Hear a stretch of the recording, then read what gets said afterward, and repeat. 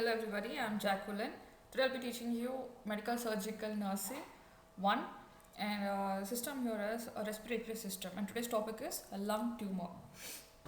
So basically the lung tumor, when you hear the word lung, that is related to your respiratory system lung, and the tissue is made up of parenchymal tissues.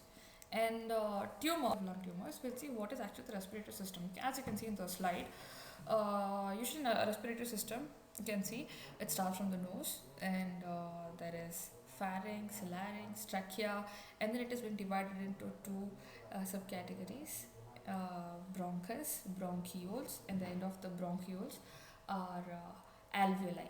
Alveoli is a major part where the gas exchange happens. So through this, our carbon dioxide comes out and oxygen goes inside of the body. So this is the normal anatomy of respiratory. What is tumor? We'll see what is actually cancer or malignancy stage of tumor.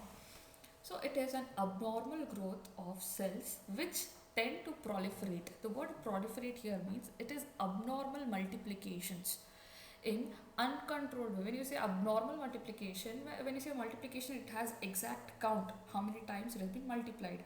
But here it is uncontrolled. Here when we cannot control it, this multiply will be abnormally formed. That means it is without any control, it starts to grow weirdly, like in a very vast form. So this is abnormal proliferation, or you can say uncontrolled way. And in some cases, metastasis spread. Metastasis spread is it will affect to the other parts or the accessory parts or the nearby part of that particular area. So cancer is not just one disease. As you can see, it is not just one. It has n number of signs and symptoms. So too many signs and symptoms can be seen in one particular cancerous patient. So it has grown more up to 100 different and distinctive diseases. This cancer, it does not have just one particular. It's not just if lungs is affected, only lung will get spoiled and we can just treat it.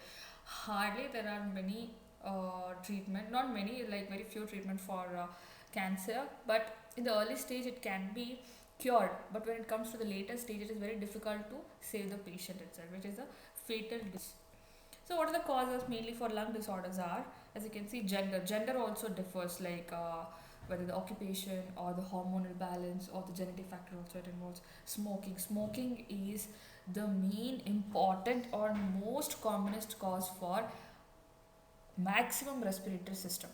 So smoking, and smoking can be active smoking as well as passive smoking. Active smokers are the person who smokes is an active smoker, and passive smoker are the person does not smoke any cigarette, but if he is surround the person, or if is nearby the person who is smoking, if other person is smoking, and if you're present there and you will inhale the same gas, or you can say the same smoke, you're not fagging a cigarette but the other person is smoking the cigarette, that smoke, when you inhale, when you are in the same surrounding, so even your system will be affected. So this kind of person is called passive smokers. So these are two kind of person, that is active smokers and passive smokers. So because of this also person can get cancer. It's not that if you're not smoking you will not get cancer. Even if you're a passive smoker also, you have chances of getting cancer. The next one is old age. Another cause of this is the people who are old, or those who age has been more, they have more chances to get cancer or any kind of other diseases because of the genetic factor, because of the immunity low system, and the age factor, which cannot cope up with what is happening in their system. And then the presence of air flow obstruction, in case if at all the person is having any other respiratory disorders, and if is not getting treated properly, that can lead, or that has more risk of getting cancer. And then genetic predisposition because of genetic, and then pollution, occupation exposure. Most of our area in India, we can see, because of a lot of vehicles, especially Delhi and other cities, has been jammed up with many vehicles which exhibit smoke, and mainly through the small vehicles, the poisonous smoke which comes out is carbon monoxide, which is a dangerous smoke which will directly affect the lungs of the people. And another one is occupational exposure. Depending upon the workplace, They might have like they're the one who's working in chemical industries or near the factory area where they burn, etc. These kind of people are very prone to get cancers.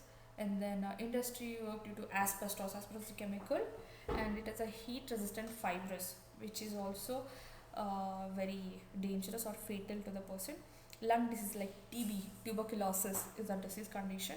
So even through this also, if the person is having, he has more chance of getting lung tumor. Family history, if at all anybody of the family members are having this history or already has gone through cancer, then their offsprings are also risk to get it. And then diet, if at all already person are having genetic issues or family history of cancer or the lung tumor, if at all they're not maintaining their diet and body physique properly, they are more prone to get this one. Why? Because uh, everybody has cancerous cell in their body, but it will not be triggered unless and until the triggering factor has been initiated.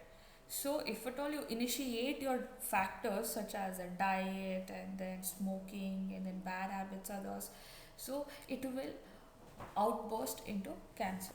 The next we'll see the actual, you can see in the left side healthy tissues. This is the healthy tissues, how it looks like, and the right side one is the affected lung tissue, diseased lung tissue, or you can say it as tumorous tissue.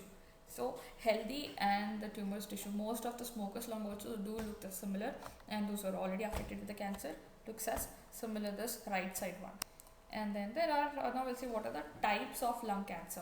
There are mainly lung cancer divided into two categories, that is small cell lung cancer and then non-small cell lung cancer. Small cell lung cancer is called as SCLC, and then non-small cell cancer is also called as NSCLC.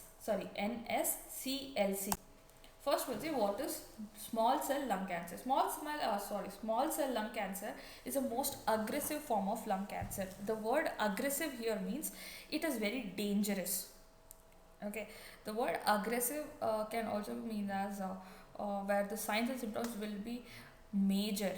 It will be very acute, it will be very fatal, and it will be having number of problems. So the word aggressive here means that.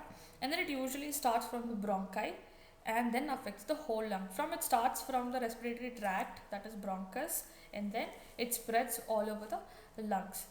And then those cells are these cancerous cells are very small. These are not very large cells. These are small cells considered to be quite aggressive and in nature, and they have large growth factor. So as we said, cancers are abnormal proliferative, so they have chance of growing very fast.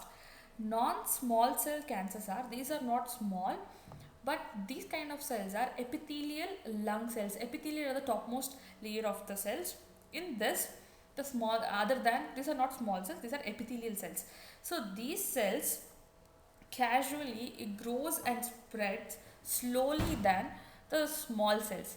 When it comes to small cell lung cancer, it has fast growth, and the non-small cell lung cancer affects in the epithelial lung has slower chance of spreading. It will spread, but it spreads very slowly, but not fast like small cell lung cancer.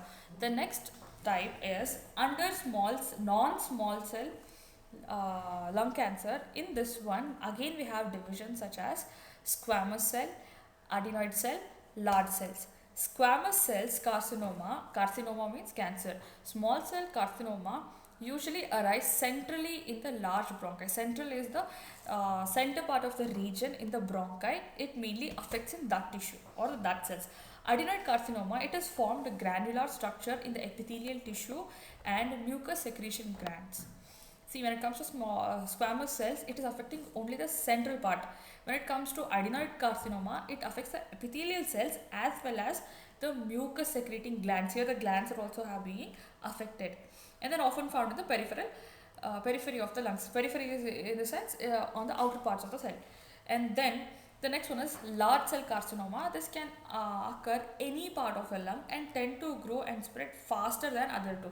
Compared to the squamous and adenocarcinoma, large cell carcinoma spreads faster when it compared to both the other two types of non-small cell lung tumor or the lung cancer. Next we'll see pathological changes. Pathophysiology is how the tissue is being affected from the starting till the end, how it is being changed into cancerous cell. That is what we're going to study in pathophysiology. The starting one is due to etiological factor. Etiology is the causing factors such as smoking, occupational examples, and then environmental agent, and then genetic factor. These are the causes. Due to this cause, what it happens, it binds the cells of the DNA. The causative agent what has that will binds, or it will jam up in the DNA and damage the cell. And then when the cell is damaged, this one will change into abnormal group. First, the cells, normal cells have been damaged because of the DNA bindings, and then this damaged cells start to grow abnormally. When the tumor changes to malignancy form, that is a non-cancerous tissue turns into cancerous tissues, when it takes time, like when the cancerous tissues start transferring, that is like from tumor it has been transferred to malignancy, that is it is already into cancer stage. When it turns to malignancy stage, what it affects is mainly the pulmonary epithelial cells, and then later it proliferates. There will be abnormal proliferation, which means there will be uncontrolled multiplication of the lung tissue, that is lung parenchymal tissues. These cells grow slowly and then covers the segmental bronchi. So it starts lower at the first, and then it affects the segment region, that is the part of particular areas in the lung, and then into the bronchi, and then lobe. From the small part it affects to the whole lobe. When this happens, it will suddenly or not suddenly, when this stage starts, it has chances of getting faster and faster, and the proliferation rate will be high. After this stage, there will be non-specific inflammation, changes with the hypersecretion of mucus. See, when the lobe has been affected, it will not just inflammate one particular area. There will be some area or some tissues will be inflamed, some area will not be inflamed. So there will be non-specific inflammation with hypersecretion of the mucus. Mucus has capacity of secreting mucus fluids, but here due to the cancerous content, there will be too much secretion, that is called hypersecretion of mucus, and there will be desquamation, there will be dysfunction of the squamous tissue of the cell. And then the secondary or the latent stage, what we call it, is a secondary stage where the lesions will be there, and then it affects the bronchi, bronchioles, and then alveoli. This forms a caseous formation or a caseous tissue. When we say caseous, it means there will be whitish cheesy like appearance. Okay, this is how the tissue will look like one cheesy, like white cheesy necrosed, not necrosed, white cheesy like when it has been lesionized. So later on it will lead to bronchogenic carcinoma. Then this is how the carcinoma or the cancer has been formed in the tissue. Now we'll see what are the signs and symptoms. Because of cancer, what are the signs and what are the symptoms we can see in our body? That is divided into two categories, that is early sign and then later sign. Early signs are what are the signs which can be seen in the earlier days, and then later sign is once the person is fully affected, what are the late stages, signs. First we'll see what are the early signs. How to find out in the early signs are, first there will be a cough for longer duration, that is chronic cough, dyspnea, that is difficulty in breathing, hemoptysis, that is blood in sputum, and then chest and shoulder pain, because it is the upper part of the problem, that is upper part of the respiratory system, the upper part of our body. So there will be chest pain and shoulder pain, and then recurring temperature, again and again the temperature increases, it goes down, again it increases, again goes down. So this keeps happening, not for 1 or 2 days, for weeks together this happens. And then recurring respiratory infection, again and again the person faces other respiratory infections such as many infections are like rhinitis, bronchitis, atelectasis, bronchiectasis, many other different conditions keep occurring. Once you get treated for the particular disease, again it will start in few days, again it keeps on repeating even after getting treated for it. So these are the early signs of cancer. And then later signs, once the person has got already the cancer, it has begun to the stages, what happens is there will be bone pain, spinal cord compression will be there, chest tightness, the person feels like something tight, it has been tightening the chest, like that it feels. Dysphagia, the person cannot swallow properly, he'll be having difficulty in swallowing, head and neck edema. Edema is the inflammation of the particular part, and then blurred vision, headaches, weakness, anorexia, that is the person will not feel of hunger, and then weight loss, and then pleural effusion, there will be accumulation of infectious fluid around the lung, pleural space, and then liver metastasis. Liver metastasis, when it happens, is when the lung is totally being affected, it has chances of spreading to the accessory parts or the nearby part or nearby organ.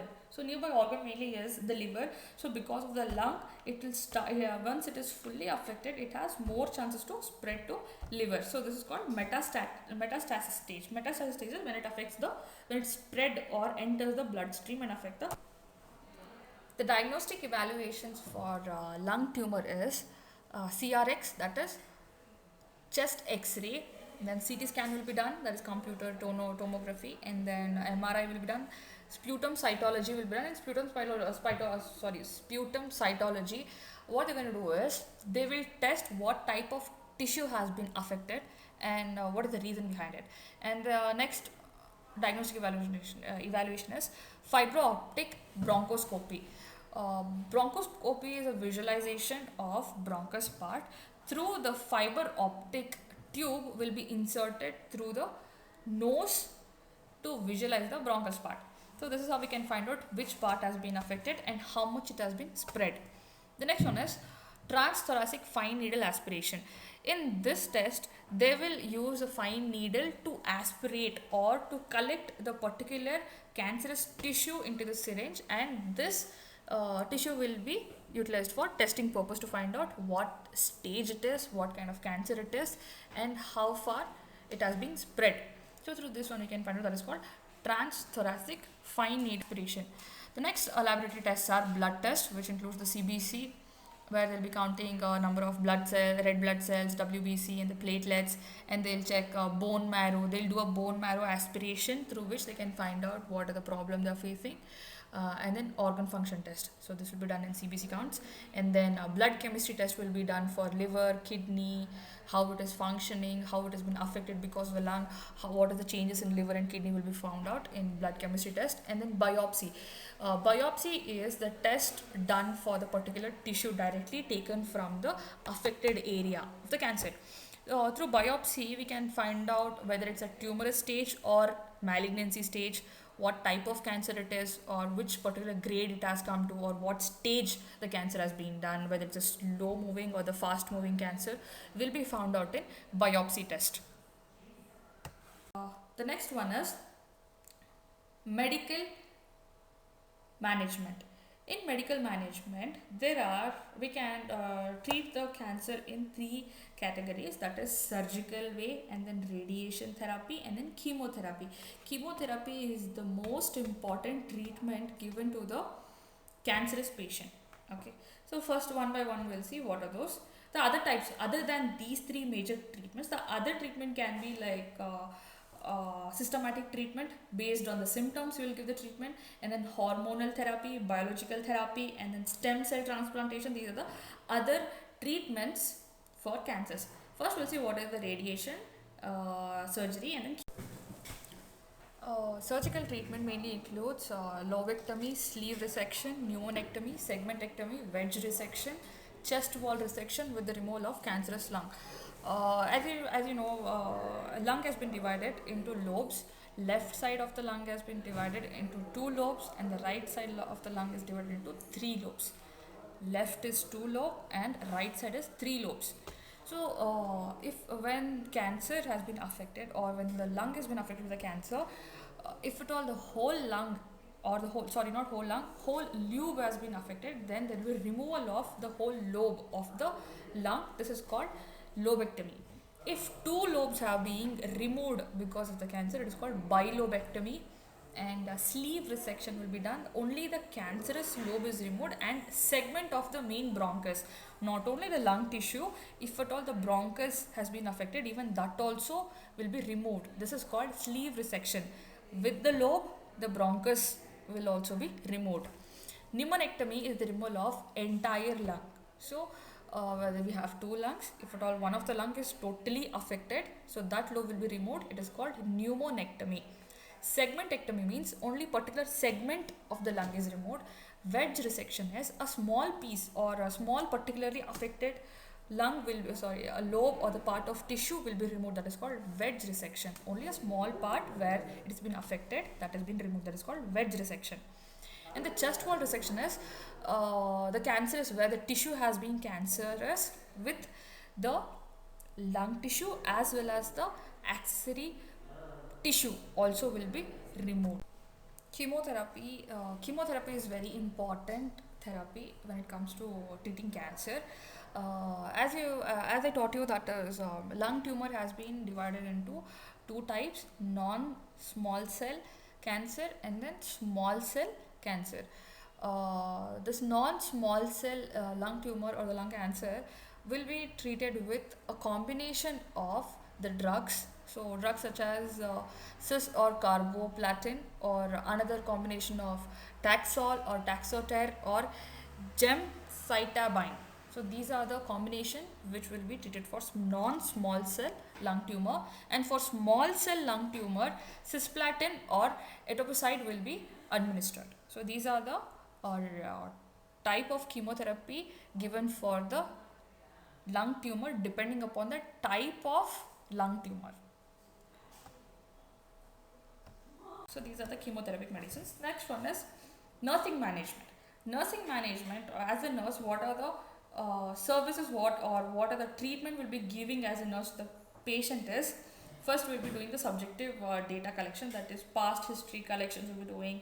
We'll be asking regarding the person has been exposed to the smoke or the how the air carcinoma, how it has been affected, respiratory disorders or any other respiratory diseases the person was facing, or whether he has been exposed to the pollutants, what are his nutritional habits, symptoms like anorexia, nausea, vomiting, coughing, hemoptysis, blood in sputum, dysphagia, dyspnea. All this data will be collected by the nurse itself. So these are the nursing assessment. Right. So this finishes the topic lung tumor. If at all anybody having any doubt regarding this topic, you can contact me or you can leave a comment. Thank you for watching this video.